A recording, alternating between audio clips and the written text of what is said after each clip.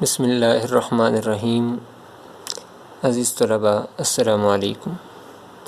آج ہم اپنی اردو کی کتاب کا دوسرا سبق پرنانی، جو صنف ادب کے اعتبار سے ایک شخصی خاکہ ہے اور اس کے مصنف اشرف صبوحی ہیں، اور اس سبق کا جو مرکزی کردار ہے وہ پرنانی ہے۔ اس سبق کے اندر جو دیگر کردار جن کے نام ہم سبق کے اندر پڑھیں گے، وہ کردار اور ان کا مرکزی کردار کے ساتھ جو تعلق اور نسبت اور رشتہ داری ہے وہ بھی ہم ابتدا کے اندر ہی آپ کو بتا دیتے ہیں۔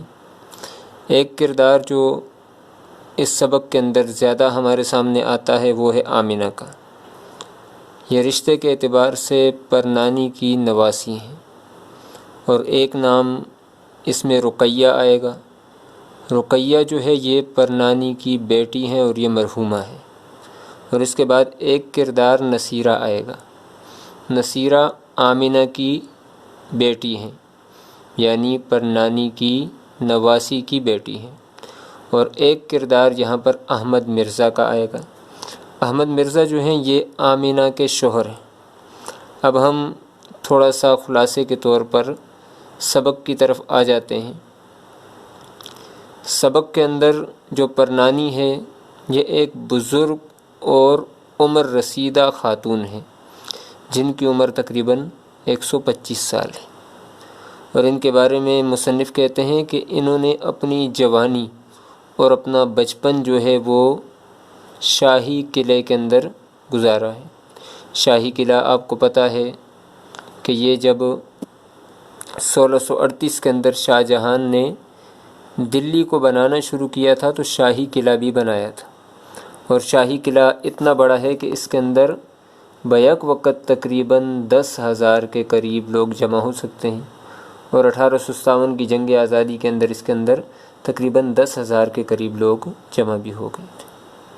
اور یہ اتنا بڑا قلعہ ہے کہ اس کے اندر مہمانوں کے لیے، گھوڑوں کے لیے، مشاعروں کے لیے، باقی ہر ایک قسم کے اس کے اندر دیوان خانے ہیں اور محلات بنائے ہوئے تھے۔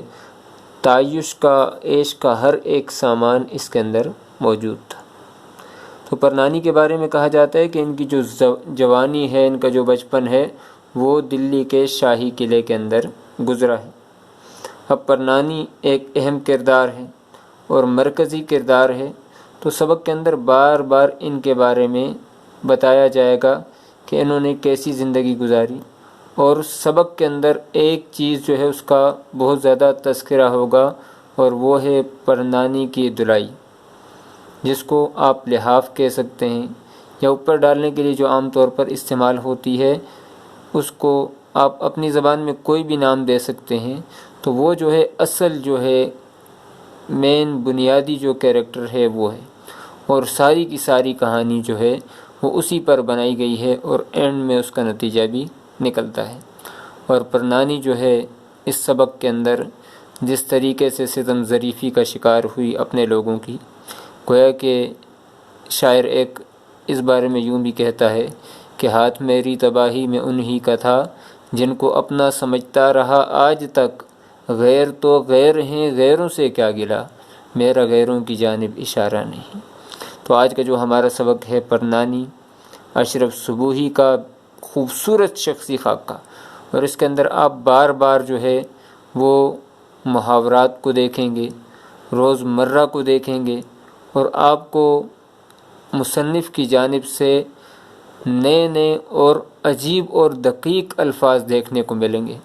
اس لیے میں اپنے تمام طلباء سے یہ ابتدا میں مختصر سا جو خاکہ پیش کر رہا ہوں، اور اس کے بعد اگلی جو ویڈیو ہوگی وہ اس کے اندر میں سبق کو لے کر چلوں گا۔